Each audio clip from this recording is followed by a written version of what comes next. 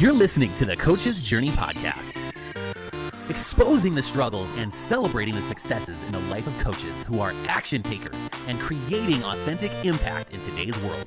Whether you're just starting out, expanding your reach, or exploding your impact, you're in the right place right now. Stay tuned and be sure to subscribe to this podcast. Now, here are your hosts of the Coach's Journey podcast. What's up, Coaches Nation? This is Dr. Sherry and co-host Faisal and San for another episode of the Coach's Journey podcast. Today, we've got a great topic for you, especially if you're at the beginning stages of coaching, because it seems like there is so many things that we can get bogged down on or spend our time on. And sometimes it's hard to know, where should I actually spend my time to get my business off the ground or to get more momentum in the first year of my business? So we are going to talk about the top 3 mistakes that we see coaches do. And when I say coaches, I think we can point to ourselves because we've also made these mistakes and sometimes continue to fall into this mindset of making these mistakes. But what are the 3 top mistakes that you can avoid so that you can move your business forward with success and satisfaction and enjoyment and impact and all of those wonderful things that we're looking to get out of our business? Faisal, you've had a rough morning this morning. I just want to acknowledge that, but you are here, you are energized, and you are so excited to share with our listeners. I'm ready to go, even though somebody might be using my credit cards, but I'm ready to go. I lost my wallet, so that's... And if you find Faisal and San's wallet, feel free to reach out to us so we can get it mailed back to him. Put a log on the cards, you can't. All right, so Faisal, what would you say is, and first of all, these are not necessarily in order of the worst to the least worst. These are just 3 that we see happen a lot. What would you say is the first one that comes to mind? Actually, this is a recurring thing that I like every time I talk to coaches or even generally business owners, people who are going into business, including me when I was starting out. What we tend to do or what people tend to do is they focus on the things like, oh, I need to make sure I have my website up. I need to make sure the logo is good. I need to make sure all the back end is good. And if somebody is kind of launching an online thing, I need to make sure I record all my course and it's set up nicely and everything. And this idea of like, build it and they will come, which they don't. To market yourself and so a lot of time goes into trying to do all this other stuff, and it doesn't do anything for the business, because if you don't have cash flow coming in, if you don't have income coming in, it doesn't actually matter. So is it important to have some credibility out there and you're putting out stuff? But you can quickly do that by putting yourself out on social media. Like you can quickly shoot a bunch of videos. But a lot of coaches will spend a lot of their time and just doing all these little things, website, logo and stuff, and it doesn't work. And the reason why I know it doesn't work is because I did the same thing and I made a crappy website. I spent a couple of weeks on it, and I know coaches spend months on it. And then I realized that first of all, I never used that website because it wasn't fully functional. I just had a bunch of text in it. The buttons didn't work very well. I had already hit my first 6-figure before I actually paid somebody to build my website properly. And that's when I literally went to a person, I'm like, can you make this functional? Because it doesn't actually work. And he was laughing. He's like, well, at least you make money. Well, and if you have this big fancy website, you actually need people to go to your website. And really, and I would say, even in my own experience, like I have built courses, I have built a bunch of stuff. And then I'm like, okay, now I can market it. Now I can try to get people in there. And then I find out maybe that I realize that I didn't build it quite in a way that made sense, or I have spent and wasted a lot of time on things that ended up not going anywhere because I built it first and then tried to get people into it. And entrepreneurship And coaching as an entrepreneur is still a process of trying and refining. And if you try too much and do too much without an opportunity to pause and refine, you are going to spend a lot of time and waste a lot of time. And all you really need, in my opinion, is like update your Facebook to make sure, and maybe your LinkedIn or whatever social media platforms you want. Have a few posts that talk about coaching, a video that talks about coaching, in your little description under your name. Make sure that you put something about being a coach there, because people are probably going to look you up in these mediums before they really care about some big fancy website. So that's just a simple way, 5-10 minutes, and boom, you can kind of be done with some of that social proof stuff. Yeah, and then what I would encourage people to do is just Google their name. Even if you Google it, one of the first things that will show up is your social media presence. My website shows up first, and because it's been there for a little bit, but most of the dominant posts are from my social media: Facebook, Instagram, LinkedIn. All the videos, quotes, everything show up there. And so even if people go to Google you, they will find you somewhere.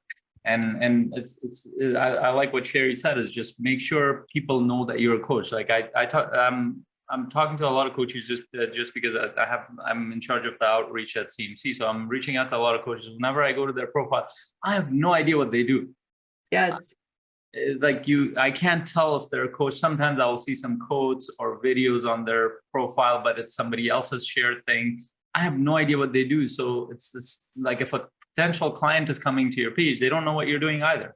And so if you're offering something, they have no idea if you take this sincerely, if you take this as a part of what you're doing. Even if you're doing it part-time, you need to have something around it.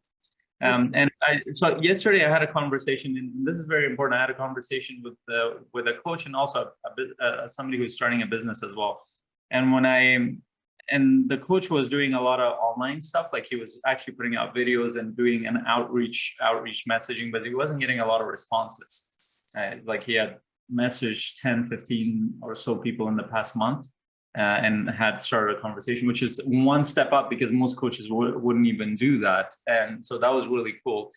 But then I asked him, I was like, okay, so you're not getting the response right now because you're working through how you're connecting with people online and you're building credibility. And normally with marketing, you need to establish a little bit of trust before people will even have a conversation with you or want to jump on a call with you. Some people might, but most people will need to see, like, they need to have a lot of exposure to. So I asked him, like, what else? What's one or two things you've been avoiding that will get you in front of people? Like, will get you in front of people, and you will know, you will connect with them right away. It'll give you an opportunity to connect and coach them and move forward.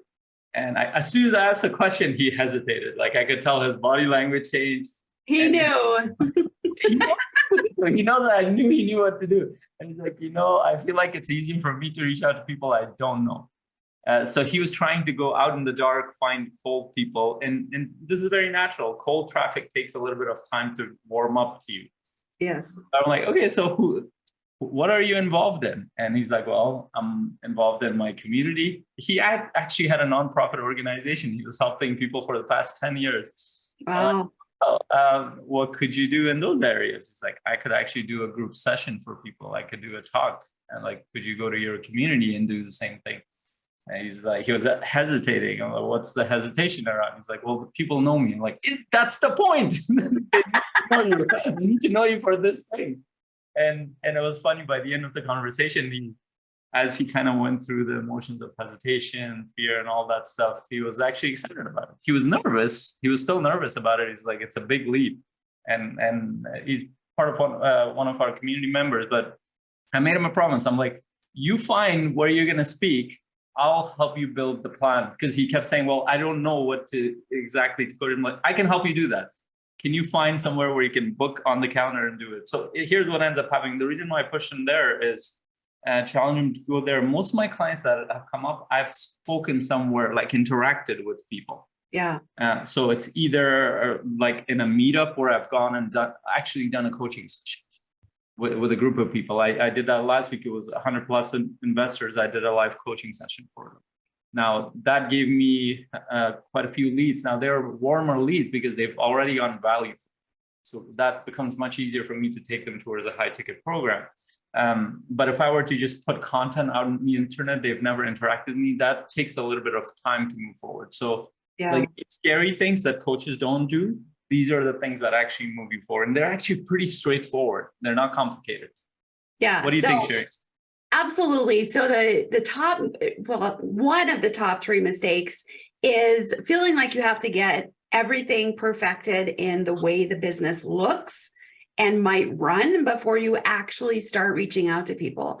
And Faisal, I think you said, so really brought out a really important perspective. And that is, and as you were talking about this, I'm like, oh my gosh, yeah, I've totally felt that way, where I don't reach out to the people I'm closest to or have the best relationship, which is really asinine because because we know that the more that people trust us, the more that they will use us, in business and will want to work with us.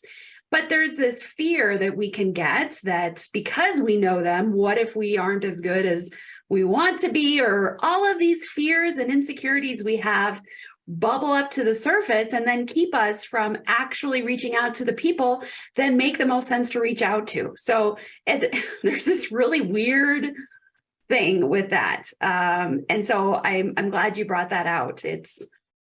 I certainly can identify with that as you were talking about that. Yeah, and so I actually talked to another coach. I'm talking to a lot of coaches these days. So, and she has been making creating a lot of movements, and she's been pretty much reading every coaching book that was like really good. Like she's the kind of person who will move around this stuff. And we were talking about this. I'm like, you know what? She's like, I don't know what she forgot like her own journey because I've seen her from the beginning how she's grown. And he's like, I don't know what prevents some of these coaches to not do that. I'm like, well, it's fear. But more specifically, I said, well, it takes courage to actually show up in front of people. And she kind of stepped back. She's like, I don't think it takes courage. And okay, it's like it doesn't take courage to ask people a few questions. And I'm like, no, that part doesn't take courage. Getting over ourselves takes courage. It's all about ourselves. Like you said, it's like we don't want to appear a certain way. Because our people forget that whether we like it or not, our reputation matters. Like not just in terms of like business and other things. We're a social species. We work by reputation. Like we have whether you like it or not, you are known for something. It could be positive or negative. You're known for certain patterns, right? And we know that in business, once you develop a reputation, you're known for that. And people kind of perceive you ahead of time. Your reputation precedes you. So we are subconsciously aware of this stuff. But now when we're kind of doing a new thing, we don't feel confident, which leads to this second part of what we were going to talk about is that when you don't feel confidence in what you were saying, first of all, fear doesn't mean you don't take action. Fear just means that, okay, this is the thing that you're nervous about. And this is the thing that's likely going to take you out of your comfort zone. Yes. But then there's the background of how confident do you feel about your competency as a coach? Can you go and stand in front of a crowd, whether there's 5 people, 10 people, or 20 people, or 1 person? Can you deliver with value? Can you be confident in what you're doing? Now, I want to give a caveat because no matter how good you get as a coach, like at least at this point, even when I was doing this coaching session this past weekend, I know my mind went through these thoughts of like, holy shit, what if this doesn't work? Like I've done this so many times. What if it's the same people that show up? What if this is like, okay, stop this. I've done this before. It works. Let me go through it. Every time I go through, I'm like, oh, that's why I do it. It actually has an impact. Yes. So remembering that you will always have like thoughts around, that this might not go as well. And that actually means that you care, that you want it to go well. But then underneath that, do you have the competency to do this? And initially, as coaches are starting, there's not a lot of confidence because there's not actually a lot of competency. And you can't actually get competency by reading things and learning things. You have to actually jump into the work. Yes. Yeah. And that is the antidote for the first mistake. Instead of spending all this time building what you think is this amazing, solid foundation for your business, if you're spending all the time and money on a website, as an example, that foundation, you don't have any materials then to build on top of that foundation. It's just a foundation. And so the foundation really needs to be having those conversations, doing those coaching opportunities, creating coaching opportunities, even if you don't feel like you know what the crap you're doing, even if you're like super nervous and you're like, oh my God, I've never done this before. You know, as Brene Brown would say, lean into it. Lean into the vulnerability, because that's where the growth happens. And that's where you are going to build your actual foundation that then all the marketing stuff goes on top of. Because you have, you know, if you know that what you're doing is working and you have confidence in some level of competence, then your marketing will work. If you're marketing something that you have no idea is going to actually impact people, I've experienced this. Like my husband and I built a mastermind around real estate investing, and we spent like a year marketing it, but I was so unsure of the mastermind itself because I didn't feel like the content kind of rhythm that we had created and all, like there was still some confusion and I wasn't really confident in it. I was like, and so because I had that internal turmoil, I didn't market it well. I couldn't speak very confidently to it. But once we started doing it, and then we got clarity, and I got clarity. I'm like, oh yeah, this is what I love doing in that. And this is what I'm not liking. This is getting received better than this. Like we didn't have this huge, big mastermind, but we had enough people to just get a little bit of feedback as we're going. And now things are very different and I feel very different. So you've just got to do the work, even if it's super tiny and feels super small and insignificant. It's not insignificant in your growth. Yeah, it definitely is. And I love what you said. And I want to kind of touch on something because a lot of coaches, they kind of come from the personal development work. So they read a lot of books on personal development. And a lot of times when I'm asking coaches, like, what do you love? And one of the objections that was brought up, and which was my objection as well, as I was starting out, is why should somebody look at my marketing versus, let's say, Brendon Burchard or Rich Litvin? Surely their content is much better because they have done it for so long. Yeah. And I believe that because I listen to their content. It's really good. And like that question actually stumped me for a while. I'm like, what? Because one of my friends asked me, well, why should somebody watch you or listen to you versus something? I think he was just trying to get me to think about it, but it just completely blocked me for about a year. I'm like sitting there like, I don't know, they should be listening to them. I should be sending them their stuff. But then what kind of hit me is that we're not, if you look at it from a market value standpoint, they definitely bring a lot more value as you come into the marketplace versus they've already talked about most of the topics you're going to talk. They've already trained people on that. They already have seminars and events and all sorts of stuff. So you cannot compete with that. But there's one area you can. This is what gives you an edge as a coach. It's not the personal development teaching. So that will be part of it. Like you're going to teach people some things about productivity or their relationship stuff, and it'll have sort of your take on it. That's fine. That's just for people to understand your thought process and gain some value and stuff like that. But you're not going to have a large following in the beginning, anything like that. But what ends up happening is that the thing that they will get value from you, that they will not get value from Rich Litvin or Vishen Lakhiani or Brendon Burchard, Tony Robbins, any of these guys, because they cannot get on a call with Brendon Burchard. You cannot walk them through that process. They can't even do that in a small group. The only place they could potentially do that is in a big event with 2,000 people. So you have an advantage that they don't have. You have the advantage of focus, presence, and experience. And that's what gives you, that's why I like one-on-one and small groups so much better than bigger trainings, because you can really serve people at a close quarter. The only time people can get access to them there is if they end up paying about $50,000, $100,000, and maybe $1 million for some of their programs to be part of. And if you're starting out, a lot of people would want to come to you, especially if you're confident as that you're going to be able to serve them. And over time, as you kind of do this, you find your own niche, and then that separates you more and more from them, because your coaching will not be like that. Yeah. And this is why coaching is really different from the personal development training. I don't really think of training as the thing that we do. That's just a small part of it, but a huge part of it is us taking clients through the experience of coaching. What are you sharing? Yeah, absolutely. And I think that actually leads very well into like the second mistake that often happens in the first year of coaching. So the first one, just to recap, is you're spending so much time and energy on all the like the business background stuff that people don't really see, rather than the hard and courageous work of having the conversations and letting people know through conversation and through experience that you are coaching now. And this is what you're doing. So there's the mistake, and there's kind of the solution is don't spend so much time there and do the things that you're the most fearful of.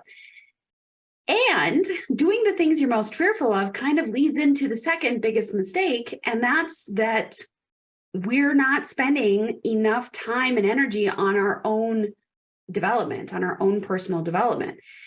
And, as a coach, do you ever find yourself like, oh, well, I teach personal development. I help people become their best self and to conquer their fears every day. Of course, I listen to myself and I'm perfect in that, do we ever try to fool ourselves in thinking that or saying that? Rather, it's so much easier to identify these problems in the clients that we're working with and completely ignore them in our own life. And so continuing to work on our own personal development, our own recognition of the fears that are exactly keeping us stuck in the business and in other areas of life is a really important overlooked aspect of the first year of coaching. And sometimes it's simply because we think, oh my gosh, I'm not really making a whole lot of money yet. I can't afford to, invest in myself yet. I have to wait till I actually have arrived before I can reinvest in myself. So that's a major mistake that we see a lot of coaches do. And I certainly have fallen into that as well. Yeah. And like, I want to look at it from a business standpoint, because this took me a while to kind of think through it. Like if you're starting any average business, you're likely going to get a loan to start that business. Yeah. The advantage of an online business is that you probably don't need to put in much, like maybe a couple of $1,000 or $500 or something. And like all you need is yourself and a company, which is in Ontario, that you pay $300, you start a company with a little bit of money in your business account. Let's say if you get started with that. But when you're actually looking at it, the actual money that needs to go in is your development as a coach and as a business owner. Because that's where, if you really think about it, like if somebody buys an average business, they have some idea of it running, or it runs itself to a certain degree. Like if you go to a brick and mortar business, for example, let's get a laundromat. You will first of all, it has a customer base. It's been probably running for 20 plus years, 10 plus years, and you're making some improvements, and you learn they will probably train you in that process, or you get a store or whatever it is. It's not that complicated. It's fairly straightforward. But if you think of the coaching, not just, oh, I'm going to coach people, but I'm going to run a coaching business. Do you know how a coaching business runs? Mm-hmm. Likely most coaches don't even look at the coaching as a business. They just look at it, I coach. Yeah. Like it's a big disconnect. I was having another conversation with another two coaches. We're actually thinking about collaborating with my business coaches, and they've been on this, and we were talking about this, is that they see the same disconnect, that coaches don't look at themselves as business owners, and that's one of the biggest things that holds them back. And if you don't understand how business runs and you don't invest in your development, so initially that means you need to be investing. First of all, you need to be reading every book there is on business, on sales, on marketing, on business, on coaching, how a coaching business works, and which means that out of, let's say, your study is about 10 books initially, starting out in the first few months to like just even get started. But then while you're doing that, you're investing in coaching. You're investing in getting your own coach who's going to kind of guide you, somebody who has been there for a while, and maybe even a mix of a coach and a business coach. Mm-hmm. Might be much more helpful. Somebody who knows how business works, because they'll be able to direct you a little bit better. And that without that, it will be very, very slow progress that you're looking at, even if you read the books. Yeah. And that's something like took me a while to kind of register. But when I started registering that, I realized I'm like, okay, that's the investment for the business. I need to invest back in my business. And because I am the business initially, I need to invest in my own development and skill sets. Like without that, it just nothing moves forward. And what we do is we kind of put out a bunch of personal development stuff. We hope that clients come to us. It doesn't work. Yeah. And the awesome thing about business development, so the personal and professional development that we're talking about at the beginning of starting a business, is it is an investment that will always have an ROI. And the reason I can be confident and say it will always have a return on the investment is because no matter what happens with your coaching business, maybe you end up pivoting and out of coaching and maybe more into consulting, or maybe you realize you hate coaching, something about it, and you're like, I know, right? How could that possibly happen? And you end up pivoting to some entirely different business. You, as a person, are so much more knowledgeable, experienced, and better at life and understanding complex ideas and patterns, that you are better than you were before. So this is a type of investment. Like if you invested in crypto, I'm sorry, man. Like if you invested a year ago, you have lost a lot of that money and it is not coming back. Well, okay, I can't say that. It might come back. You have to be patient. But what I'm saying is you lost the money. Like it's my investor mind kicked in. It's gonzo. But if you had invested in yourself as a person, your knowledge, who you are, your character, all of that sort of stuff, that never goes. I mean, if it does go, it's by your choice.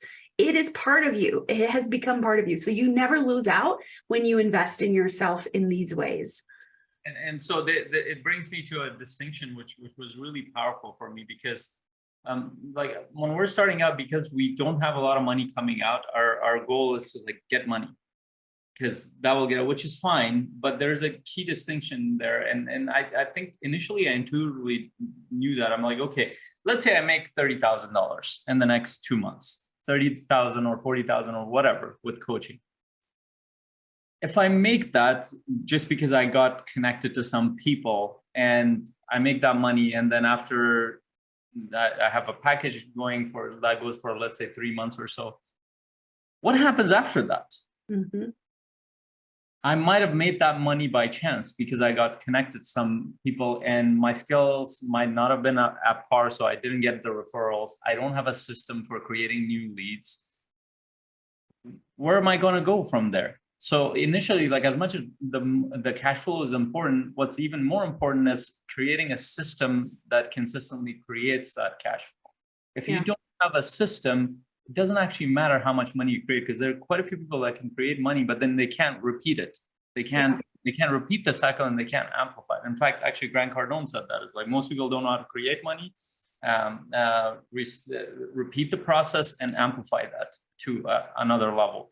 And if you can't do that, it actually doesn't matter how much money you make initially. You need to have a system where that you can consistently say that, hey, if I talk to this many people, I can predictably say I can make this much revenue. So for example, I know with my conversion rate and how I do my coaching right now, if I do 6 strategy sessions a month, I am sure to make at least $20,000 to $30,000 a month.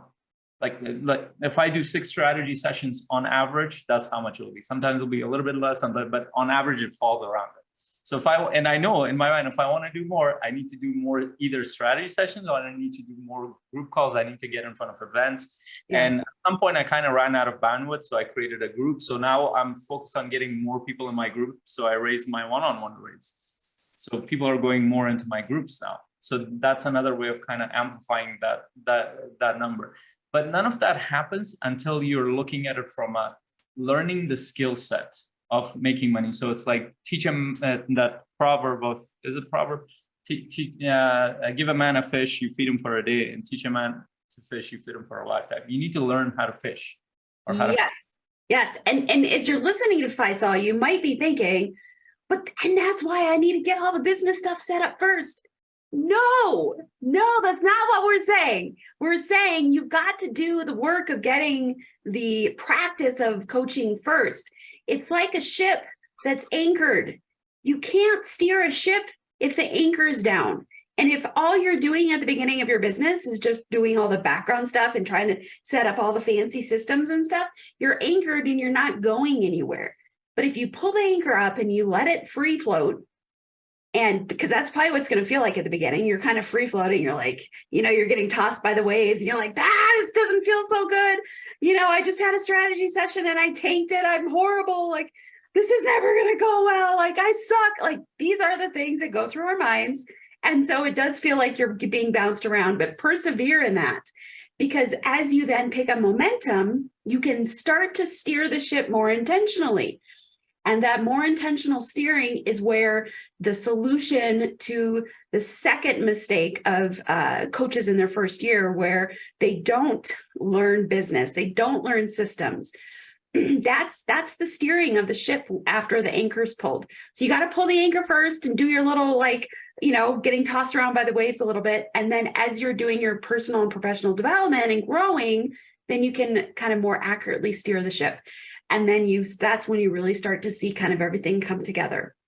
Yeah, and I want to give a recommendation for those who are listening. Definitely pick up the book by Steve Chandler. I'm almost done with it. It's called 37 Ways to Boost Your Coaching Business.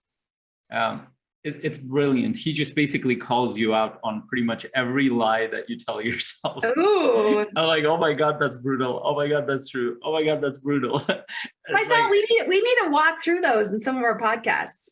Yeah, we need to go through those because it's really like a lot of it is mindset, but a lot of it is business stuff too. Is that that's awesome. Ourselves, and like that's one of the reasons why I love Steve Chandler, because he's very blunt, he's very direct, but from a good place, not because he knows that. Like, I think one of the developments, like I've kind of followed him a little bit to just understand his story. He realized a lot of his stuff much later in his life, like 50s or like late 50s, I think. And he's like, I woke up in my late 50s. I don't have time to mess around. So he's that kind of coach. He was very blunt. He was, I think because he was so blunt with himself, he was so straightforward and he had to tell the truth. That's why I think his coaching style became very much like that. And even his books, when you read it, it's hilarious. And if you haven't read his other book, Crazy Good, it's sitting there. It's really funny book. I was like laughing and crying at the same time. That's awesome. In any case, so I want to give a challenge around this. So if you really want to understand what it takes to build a business, just set a goal. Your goal can be this week, do whatever it takes, or starting today up until this day, next week, get in 10 conversations. If you can find 10 people to have 10 coaching conversations and make an offer to them, you will understand what it takes to build a business. Until you've had those at least first 10 initial conversations, you don't know what's happening, because you will find out a lot of challenges. First, you will find out that, there is a confidence challenge. Mm-hmm. You're getting in your head when you're doing the coaching session. Before you're getting on it, you're getting all nervous and think, am I going to be able to add value? And when you're within the session, you don't know where to navigate sometimes. Like, which way should I take the conversation? And then you're thinking about the sales. Is this person going to buy? Like, there's so much happening. You don't realize it until you do these actual conversations with potential clients. And then when you get to the offer, you're like, oh shit, I'm not good at sales. What am I going to do? And then you make an offer and you're nervous about it. And before you speak anything, you've screwed up everything to begin with. I'm not painting a negative picture, but that's what it takes for you to understand, I need to improve every step of the way. From the point that I have the initial conversation all the way to the offer and the follow-up and the delivery. Yeah. And that's what we're trying to do. And part of, so we did 2 master classes, one on marketing, one on the sales process. And we're going to do one on delivery. I think it's end of the month. We're going to announce that by next week, I think. Yeah. And that's going to be around, like, how do you deliver an initial session that would add enough value and create enough urgency for people to join your program? Because if you can't do that, it doesn't matter what you study in coaching. It doesn't even matter how great you are as a coach. There are no clients to serve. If you can't help anybody, there is no business. And the ultimate purpose of that business is to serve people. And then in return, you get a monetary benefit out of it, at least one of the benefits. Yes. And so when Faisal says we are doing master classes, he is referring to the Coaching Mastery community, which is a community that is connected with the Coach's Journey podcast. It's a community of coaches international from everywhere. We're still working on one from Antarctica. Would love to have it. So if you're listening to this from Antarctica, you're a coach and a scientist, we'd love to have you in our membership, because you would be a unicorn to us. It would be amazing. But we're a group of coaches, and we work on helping each other get better. And so we do a lot of masterminding. We're not coming at you saying, here's the 7-step program you all must follow in order to get $1 million this year in your coaching practice. That's not the pitch that we have, because that's not really being genuine to, in our opinion, that's not really being genuine, one, to the reality of most coaches, but also to every coach is a bit different, has different skill sets, has different desires for where they want their coaching business to be. Everything's a little bit different. So we really work at sharing information about what's working in business, what's not working, and helping people grow their coaching business in the way that makes sense for them, which then brings us to the mistake number 3 for the first year of coaching. And that is this perspective that, okay, my coaching business is my business. You know, it's maybe a sole proprietor, maybe even have it as an S corp, but you are probably the sole owner. So we get in this perspective that because I'm the sole owner, I got to do it all. This is all on me. This is all on my shoulders. I got to figure everything out. But that's really not the most helpful perspective or approach. Enter Coaching Mastery community. Faisal, why is that not why are we saying that mindset, that perspective is a mistake? And it connects back to how we learn as human beings, and we kind of forget that. Like, how do we learn growing up? We were around other kids. There's a huge social component that, like, our kids are homeschooled, but every day my wife takes them to literally almost every day they go with other homeschooling moms. They have activities, whether it's many of them are play-based, but they're around each other to learn from each other, connect with each other. It gives the social, but they actually learn through that process. That's a very important process. And that's one of the biggest objections around homeschooling is, well, what if they don't connect with people? Which is a legitimate objection, because kids need other kids, human beings need other human beings. Now, fast forward this, like, every successful business owner that I've talked to, they're part of multiple business masterminds, not just one, multiple business masterminds. And they will, some of them, based on how they structure their time and stuff, they might go to like a 2-day event or a 3-day event once a year or twice a year, or they might be part of an ongoing thing where they go there, connect with other, literally, and this is how it looks like. I've had a few clients where they just go to these, they don't have exactly a lot of content like the way we do it. They just go in there, connect with these, network with these people, and one of them will give a presentation about some specific area of their business is what they're doing.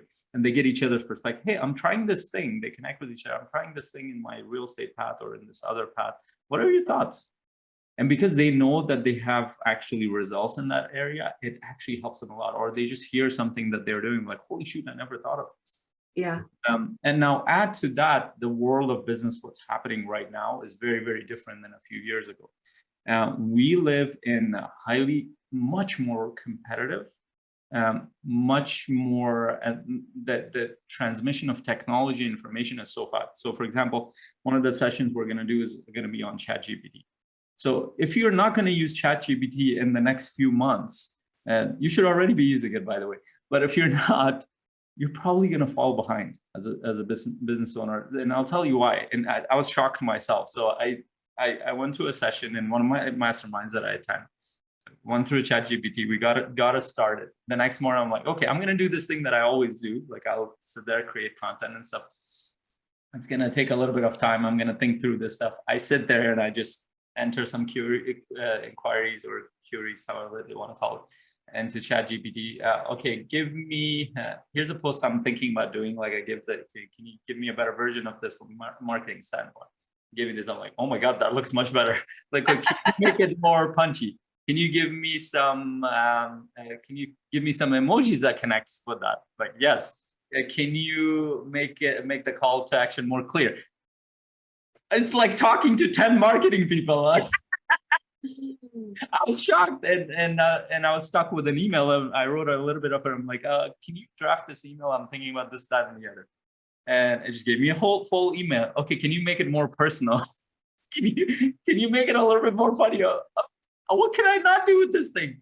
Basically, in 1.5 hours, and this is the first time I'm using it, in about an hour and a half, I was able to get something. Now, because I know what would happen in the past. I will get started with something and I will get stuck with the marketing message or something. I'll just sit on it. I'm like, okay, I'll figure this out later. And I haven't done the post. So I literally did 3 posts, 1 email, and I thought of the next training that I'm going to do. And on Monday, I did my whole training that I do in my community. Don't tell them. No, you can tell them. I literally came up with the whole framework from Chat. Of course, I added my own things that I know, and I removed some of the things, and I had to do the delivery. It literally gave me parables. I'm like, can you give me a parable related to this? A story? I'm like, I don't know, story. You can ask it for jokes. It's ridiculous. So now think about it. And I actually was talking to a coach. He was like, he's like, I feel like it's an ethical dilemma. I'm going to go much more ahead versus somebody who's saying like, well, is it available to both of you? To all the coaches that they're like, yeah, it's free. It's open for everybody. Well, then you've chosen to take advantage of it. And I haven't. At that time, I wasn't using it. I'm like, if you go ahead into your business and I'm not, that's on me. Mm-hmm. So now this is just an example. Let's say you're not part of any community. You just hear about it in the news. You hear it on podcasts. You may not get or try it. And to this day, I know when I shared with a lot of coaches, they're like, oh yeah, I'll get to it. But they don't realize the benefits of it because they haven't experimented with it and they haven't heard enough about it. And so let's say 6 months out, a coach sets up, you can literally tell it, I'm a certified high performance coach. Give me some topics to talk about on my process, and set up a content calendar for the next 14 days. It'll do that for you. Now, another coach is sitting there trying to figure out what that looks like. This coach is already in action. They're going out there and delivering content, and they're getting connected with people. 6 months out, you're already behind. Not because like there's something off about you. It's just you're not up to date in the business world. Every business is starting to use it. Absolutely. And these are the things that you will learn and be able to implement sooner, quicker, faster when you're in community with other people. They're all trying to grow and to increase their business and their competency and their skill set. So like, this is what you're missing out on if you're not in a community.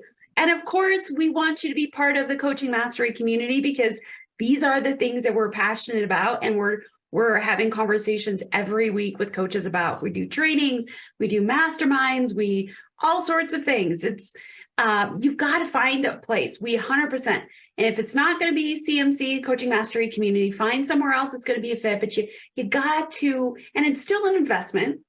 You know, like we talked about with the antidote for the second mistake is investing in your business. You still need to invest, and being part of a community is typically going to be investment. So first of all, get okay with that, but recognize that it will explode your ability to move things forward and connect with people. Yeah, and I want to share a couple of examples. So we have had, I think, 4 coaches that got started in the beginning of the quarter, and they're part of our 90-day challenge. And it's very interesting to watch their development because they came in with the idea of, and I literally asked them, like, so how are you thinking about getting clients? First of all, they didn't have a complete idea of that. It's like, well, because they were taught to just do Facebook Lives or put content out there. That's all. It's like, well, I'm thinking about doing these videos. They hadn't started it. And so, and then I asked them, like, so how do you picture clients coming out of that? And they didn't have the answer to that. And I kind of gave them the answer because that was my answer initially when I started. Like, so I'm guessing that you're going to put out content. You're hoping that people will reach out to you and you're going to coach. Is that true? Like, that's the hope. Like, that is a bad strategy for at least the coaching process. It might happen once in a while. I'm not saying it won't happen. But create a proactive system. Now, fast forward a couple of months, like these coaches are already going out there, booking conversations with people. They're in conversations. They're actually starting to book themselves on doing group training sessions and coaching sessions. They're creating movement. They're already putting out content. That translates to clients. And as they're doing it, they're coming across a lot of challenges. Okay, well, I don't know how to approach this objection. I don't know how to, if somebody says that I'm too busy, I don't know how to talk to them.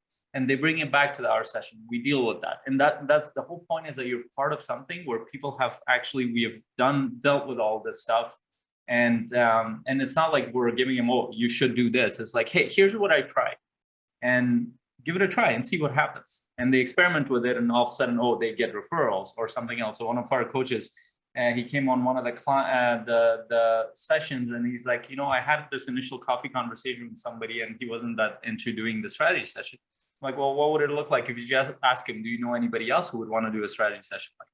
And he literally asked that on a message, and he posted that message there. That he's like, he was so happy to connect me. I was shocked. Like, that's awesome. It's funny that we think that there's so many reasons people might not want coaching at that moment. Our initial thought might be is because, my process is not good. That might not be true. But that person was happy to connect him because he added value. And that's just one simple thing. Now it opened up for him that, now he's excited to talk to people, because it doesn't have to come from that person, the client. That person could connect him with a bunch of other people. And now there's an opening. Now he's going to keep taking action. That doesn't normally happen if you're not connected to the right people. And I want to caution against a couple of things. One, being part of communities that are, like, in the words of somebody who's part of one of these communities, as it being a glorified life coaching community. I know that we're all doing life coaching, but a lot of times you go into these business programs, they don't do anything around business. Mm-hmm. They just kind of deal with your fears and challenges, which is part of the process, yes, but they don't give you a system. They don't deal with the issues of sales, marketing, and all that stuff. It's like, what's actually happening? Where are your clients coming from? How are you tracking this stuff? What's happening when you're talking to clients? Show me your work. And they're not dealing with that. So the coaches are just wondering, like, I don't have any clients. I know I have fears, but how long am I going to sit here and talk to you about that without right? It's like having a fear of jumping in the pool. I can work with you all day on getting over your fear of jumping in the pool, but what if you get over that fear, you jump in the pool, and then you realize, I don't actually know how to swim? That's a problem. So not only are you working on getting over your fear of jumping in the pool, but you are also simultaneously working on how to do a doggy paddle so that you can, at least maintain, and then you're going to work on the breaststroke and all of the cool. I'm not a swimmer, so that's about the extent of what I can, but you can swim. Yeah, you know how to swim, you know how to not drown, and then you practice doing the fancy stuff. And so don't just get over your fear to jump in the pool. You got to know how to swim, or at least stay afloat. I love that analogy. I like how quickly you came up with that. Thanks. I have had 20 years of coming up with metaphors and analogies as a psychologist. I don't know. Somehow that was very helpful. It is. I think it is. Yeah. So anything else that you kind of want to add to the conversation, Faisal, before we wrap this up and let our listeners go and start not doing these 3 mistakes? Yeah. And what I would say is that regardless of anything that you do, like, if you really want to get started in business, I will go back to that challenge. Commit to talking to, and when I say talking, actually find a way to have 10 coaching conversations, which means that you're actually coaching people through it and making an offer. And your mind might come up with a bunch of excuses. Well, I don't know anybody. No, all it takes is going and putting yourself out there, talking to people that you're doing this thing, whether it's in the groups that you know, whether it's in the community that you know, anybody that knows, even if they're not paying you anything, get in 10 conversations and then make an offer. Yeah. That will tell you where your block points are. You will not learn that by reading books. You will not learn that by just doing even though my recommendation is to start with those books, that will just help you understand what's going to happen. Well, until you jump in, you will not understand how this business works. And so that would be my biggest challenge. And when you jump in, when you come across those struggles, or when you see that, well, I don't know how to find people, then that's why we're here to support you at Coaching Mastery Community. And that's the reason why this community exists, is because we needed something like this. We didn't have it initially. Yeah. And took me about 2 years of struggle. And many coaches who are starting new, they've asked me like, how long did it take you to pick up? It took me about 2 years to get to a point where I started getting consistent clients, but it didn't need to. It didn't need to be at that time. I could have gotten clients about a year before that. So about 6 months to a year, you can start to get clients if you're actually working on the things that move the business forward.